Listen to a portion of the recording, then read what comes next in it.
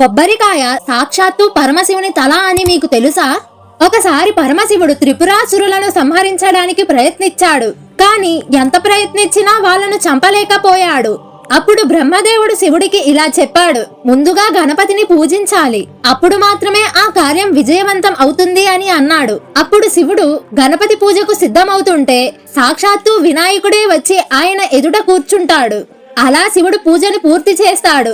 పూజ పూర్తయ్యాక నైవేద్యం ఏది పెట్టినా గణపతి మాత్రం ఏదీ తినడు. చివరికి పార్వతీదేవి వచ్చి ఇష్టమైన పదార్థాలను పెట్టినా కూడా తిరస్కరిస్తాడు. అప్పుడు శివుడు గణపతిని ఇలా అడుగుతాడు, ఏం కావాలి నాయనా అని. అది విన్న గణపతి ఇలా చెబుతాడు, నీ తల పండుగ కావాలి అని. అది విన్న వెంటనే అందరూ ఆశ్చర్యపోతారు.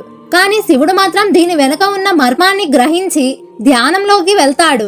ధ్యానంలో ఒక గుండ్రంగా ఉన్న పండుని ఊహించి తన శక్తినంతటినీ కూడా అందులో నిక్షిప్తం చేస్తాడు. అప్పుడే ఆయన చేతిలోకి ఒక గుండ్రంగా ఉన్న పండు ప్రత్యక్షమవుతుంది. ఆ పండుపై 3 కళ్ళు కనిపిస్తాయి. శివుడు 3 కళ్ళలాగే అందులో లక్ష్మీదేవి, విష్ణువు శక్తులు, గంగమ్మ శక్తి కూడా ప్రవేశిస్తుంది.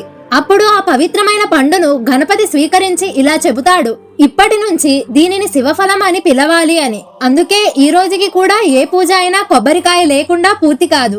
ఈ వీడియో మీకు నచ్చినట్టయితే ఓం నమః శివాయ అని కామెంట్ చేసి మన ఛానల్ ను సబ్స్క్రైబ్ చేసుకోండి.